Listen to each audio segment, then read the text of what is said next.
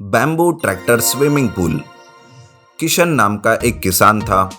उसकी पत्नी सीता हमेशा उसे काम के लिए सताती रहती थी। अरे अब आप कोई दूसरा काम क्यों नहीं ढूंढते जी? अरे कितनी गर्मी चल रही है बाहर, और बारिश ना होने की वजह से खेत के भी काम नहीं कर सकता। क्यों री, अच्छे खासे गोरे आदमी को गर्मी में काला करने के लिए भेज रही हो? हे, बड़े आए। गोरापन देखकर ही तो पागल हो गई और शादी के लिए हाँ कर दिया। और ये अकाल तो हर साल इस गांव में गिरता ही रहता है। कुछ नहीं, चलो हम मेरे मायके चल के रहते हैं। मेरे पिताजी कब से कह रहे हैं। अरे तुमने मुझे क्या घर दामाद बनाने की सोच कर रखा है क्या? ये कभी नहीं हो सकता। आखिर मेरे भी तो कुछ उसूल है। किशन ऐसा कहकर घर का कूलर शुरू करता है और सीता से वो कहता है, अरे सीता, इस कूलर में पानी क्यों नहीं भरा? कितनी भाप निकल रही है। अरे लोगों को यहाँ नहाने के लिए पानी नहीं मिल रहा है और तुम हो कि कूलर में पानी डालने की बात कर रहे हो। क्या कहा? लोगों को नहाने के लिए भी पानी नहीं है?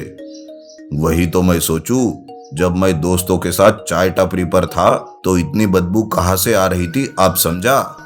तो ये बात है। कुछ दिनों के बाद तो तुम्हें भी नहाने के लिए पानी नहीं मिलेगा, बस देखते जाओ। सीता ऐसा कहकर वहां से चली जाती है। सीता के कहने पर किशन सोचने लगता है, अरे बाप रे, ये तो बहुत ही बड़ी समस्या आन पड़ी है। गांव में नहाने के लिए पानी भी नहीं है। नहीं, बिना नहाकर गांव में घूमना, ये सोचकर ही मेरा तो बदबू के मारे दम घुट रहा है। अब मुझे कुछ करना ही होगा। किशन ऐसा सोच ही रहा था कि उसकी नजर उसके पुराने ट्रैक्टर पर जाती है। पास ही में कुछ बांबू के पेड़ भी लगे हुए थे, जिसे देखकर किशन सोचता है, अरे वाह, मिल गया आइडिया। अब तो इन बांबू से मैं ट्रैक्टर पर ही एक स्विमिंग पूल बनाता हूँ, जिससे लोगों के नहाने की समस्या दूर हो जाएगी और थोड़ी बहुत मेरी कमाई भी हो जाएगी। ऐसा सोचकर किशन अपने ट्रैक्टर पर एक बांबू का स्विमिंग पूल बनाता है और उसमें वाटर प्लांट से पानी खरीदकर पानी भरकर गांव में आता है। सुनो गांव वालों, आज से आपके नहाने की समस्या दूर हो जाएगी। आओ जल्दी आओ, पैसे दो और मेरे इस बांबू ट्रैक्टर स्विमिंग पूल में नहाने का मजा लो। बांबू ट्रैक्टर स्विमिंग पूल को देखकर लोग उसके पास आते हैं और उसे पैसे देकर उस स्विमिंग पूल में नहाने लगते हैं, जिस वजह से लोग भी बहुत खुश हो जाते हैं। दिन भर किशन अपने ही गांव में बांबू ट्रैक्टर को घुमाता है और शाम को वो गंदा पानी अपने खेत में डाल देता है। इस तरह से लोगों के नहाने की समस्या भी दूर हो जाती है और किशन के खेत में पानी भी मिलने लगता है। इस तरह से सब कुछ ठीक ठाक चल रहा था, पर सीता इस बात से खुश नहीं थी। वो सोच रही थी, अरे मुझे लगा कि ये गांव ही छोड़कर हम सब मेरे पिताजी के यहाँ जाकर रहेंगे, पर ये तो उल्टा ही हो गया। किशन ने तो ये नई आइडिया से खेत का काम भी शुरू कर दिया है। पता नहीं कब आराम की जिंदगी जी पाऊंगी। सीता ऐसा सोचकर अपने पिताजी को सारी बात बता देती है और उनके साथ रहने की बात भी जताती है। सीता के पिताजी अपने इकलौती बेटी के लिए कुछ भी करने के लिए तैयार थे। इसलिए एक दिन रात में सीता के पिताजी किशन का बैम्बू ट्रैक्टर स्विमिंग पूल चुरा लेते हैं और कहीं दूर जंगल में जाकर उसे छोड़ देते हैं। सवेरे जब अपने बैम्बू ट्रैक्टर स्विमिंग पूल को किशन अपने आंगन में नहीं पाता तो वो बहुत नाराज हो जाता है, पर सीता बहुत ही खुश रहती है। उसे देखकर किशन कहता है, अरे हमारा स्विमिंग पूल चोरी हो गया है और तुम इतनी खुश हो रही हो। अब तो मेरी बात सुन लो, अब तो आपका बाम्बू ट्रैक्टर स्विमिंग पूल भी चोरी हो गया है। कोई काम भी नहीं बचा। अब तो हम पिताजी के घर चलते हैं। इसका मतलब है इसमें तुम्हारा ही हाथ है। देख लो सीता, मैं अपने बाम्बू ट्रैक्टर स्विमिंग पूल को वापस लाने के लिए जा रहा हूँ। जब तक वो मुझे नहीं मिल जाता तब तक मैं वापस घर नहीं आऊंगा। बता दे अपने बाप को भी। ऐसा कहकर किशन अपना घर छोड़कर चला जाता है। वो कई दिनों तक इधर उधर अपने बाम्बू ट्रैक्टर स्विमिंग पूल को ढूंढता ही रहता है। सीता भी बहुत परेशान हो जाती है और अपने पिताजी को कहकर बाम्बू ट्रैक्टर स्विमिंग पूल के बारे में पूछती है और किशन को बता देती है। किशन भी अपने बाम्बू ट्रैक्टर स्विमिंग पूल को ढूंढकर वापस घर आ जाता है और अपना काम फिर से शुरू करता है। मैजिकल जेसीबी विशाल ट्रैक्टर रोबोट। रामपुर नाम का एक गांव था जहां पर पवन नाम का एक आदमी अपने परिवार के साथ रहता था। पवन के पास एक मैजिकल जेसीबी था, पर पवन उस मैजिकल जेसीबी का इस्तेमाल लोगों की भलाई के लिए नहीं करता था, बस अपने मतलब को पूरा करने के लिए उसका इस्तेमाल करता था। एक बार एक आदमी पवन के पास आता है और कहता है, अरे पवन, सुना है कि तुम्हारे पास मैजिकल जेसीबी है। मैं इस गांव में एक गरीब बच्चों के लिए स्कूल खोलना चाहता हूँ। बस स्कूल की जगह पर कुछ बड़े बड़े पत्थर है, क्या तुम उसे हटाने में मेरी मदद करोगे? अरे क्यों नहीं, यही तो मेरा काम है। 5 दिन में हो जाएगा काम, और हाँ, 1 दिन के 2000 रुपए लगेंगे।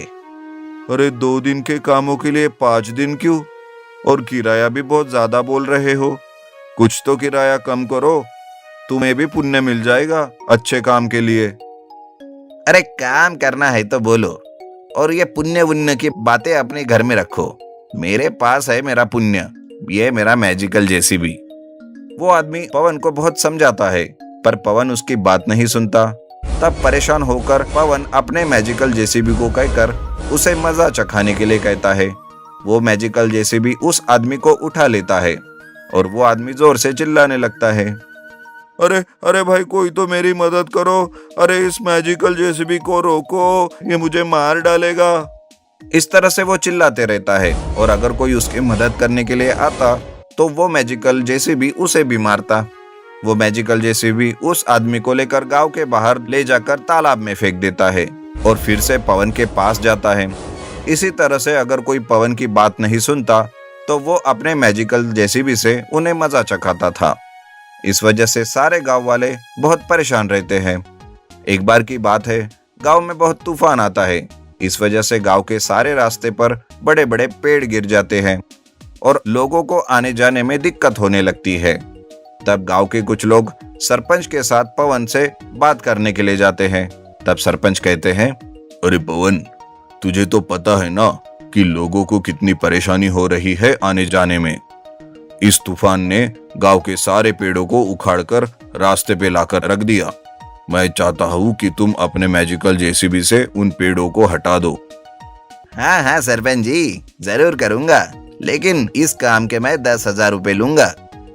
लेकिन ये तो गांव का काम है ना, और इसके भी तुम्हें पैसे ही चाहिए। इतना लालच अच्छा नहीं है पवन। अरे आप लोग ना मुझे परेशान करने का एक भी मौका नहीं छोड़ते। मेरे पास मैजिकल जेसीबी है तो चले आते हैं सब मुंह उठा के। अरे पवन, तुम बहुत ज्यादा घमंड कर रहे हो। देखना, एक दिन ऐसा आएगा कि तुम्हें कोई ना कोई सबक सिखाएगा। अरे तुम लोग समझने वाले हो या नहीं, या बुला लूं मैं अपने मैजिकल जेसीबी को, वो आकर तुम्हें सब सिखा देगा। पवन के ऐसा कहते ही वो मैजिकल जेसीबी स्टार्ट हो जाता है और वो उन लोगों को मारने लगता है। गांव के लोग बेचारे अपनी अपनी जान बचाकर भागने लगते हैं। उस दिन लोगों को मैजिकल जेसीबी से पीटते हुए गांव का ही सूरज नाम का एक इंजीनियर देख लेता है। अरे ये कैसा आदमी है जो अपने ही गांव के लोगों को मैजिकल जेसीबी से पिटवा रहा है, इसे तो सबक सिखाना पड़ेगा। सूरज गांव के लोगों से मिलता है और पवन के बारे में सब जान लेता है। तब सूरज एक रोबोट बनाने का सोचता है, जिसके लिए वो एक ट्रैक्टर को चुनता है और जल्द ही उस पर काम शुरू करके वो ट्रैक्टर रोबोट बनाकर उसे बीच रास्ते में रख देता है। उसी रास्ते से पवन भी अपने मैजिकल जेसीबी से जा रहा था और ट्रैक्टर को बीच रास्ते में देखकर वो चिढ़ जाता है। अरे ये किसका ट्रैक्टर है जो बीच रास्ते में खड़ा है? जल्दी से इस ट्रैक्टर को बाजू कर दो, नहीं तो इसके टुकड़े कर दूंगा। अच्छा, कैसे करोगे? अरे तुम गांव में नए आए हो शायद, इसलिए तुम्हें पता नहीं मेरे बारे में, अभी बताता हूँ। पवन अपने मैजिकल जेसीबी को उस विशाल ट्रैक्टर के ऊपर हमला करने के लिए कहता है। मैजिकल जेसीबी हमला करने ही वाला होता है कि तभी वो विशाल ट्रैक्टर एक रोबोट में बदल जाता है और विशाल ट्रैक्टर रोबोट उसी जेसीबी पर उल्टा हमला करता है। उन दोनों के बीच भयंकर लड़ाई होती है। कभी मैजिकल जेसीबी हमला करता तो कभी विशाल ट्रैक्टर रोबोट, पर इस बार रोबोट की पावर ज्यादा रहती है। इस वजह से ट्रैक्टर रोबोट उस जेसीबी के टायर्स को फाड़ देता है। बाद में वो ट्रैक्टर रोबोट पवन पर भी हमला करने के लिए जाता है। तब पवन भागने लगता है और कहता है, अरे अरे भाई, तुम कौन हो वो तो पता नहीं, पर मुझे माफ कर दो, मुझसे गलती हो गई, मुझे माफ कर दो।